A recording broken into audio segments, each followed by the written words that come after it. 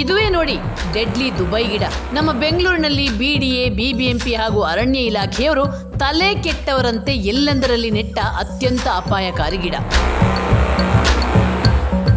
ಈ ಗಿಡವನ್ನು ಕೋನೋಕಾರ್ಪಸ್ ಗಿಡ ಅಂತಲೂ ಕರೀತಾರೆ. ನೋಡೋಕೆ ಕಣಗಿಲೆ ಹೂವಿನ ಗಿಡ ತರ ಸುಂದರವಾಗಿ ಕಾಣಿಸುತ್ತೆ.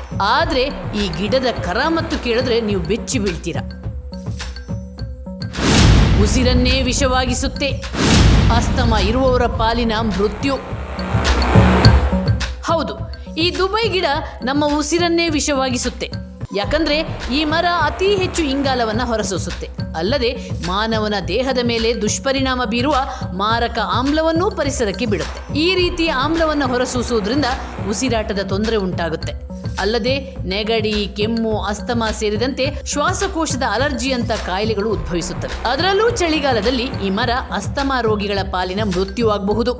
ಕೋನೋಕಾರ್ಪಸ್ ಅಥವಾ ದುಬೈ ಗಿಡ ಅಂತ ಏನಿದೆಯೋ ಅದು ರೀಸೆಂಟ್ ಟೈಮಲ್ಲಿ ಇಂಟ್ರೊಡ್ಯೂಸ್ ಮಾಡಿದ್ದು. Actually bad for the environment. Actually ನಿಮಗೆ ಬ್ರೀದಿಂಗ್ ಪ್ರಾಬ್ಲಮ್, ಬಿಕಾಸ್ ಅದು ಪೋಲನ್ಸ್ ಎಲ್ಲ ಅದು ನಿಮಗೆ ಸೆಗ್ರಿಗೇಟ್ ಆಗೋದ್ರಿಂದ ಅದು ನಿಮಗೆ ಪ್ರಾಬ್ಲಮ್ ಆಗುತ್ತೆ. ಆಮೇಲೆ ವಾಟರ್ ಏನಾಗುತ್ತೆ ಅದು ಜಾಸ್ತಿ ಹೀರ್ಕೊಳ್ಳುತ್ತೆ. ಆಮೇಲಿಂದ ಇದು ಏನಂದರೆ ಇದು ಬೇರೆ ಪಕ್ಷಿ ಪ್ರಾಣಿಗಳಿಗೆಲ್ಲ ಹೆಲ್ಪ್ ಮಾಡೋದಿಲ್ಲ. ಆ್ಯಕ್ಚುಲಿ ತೊಂದರೆ ಆಗುತ್ತೆ.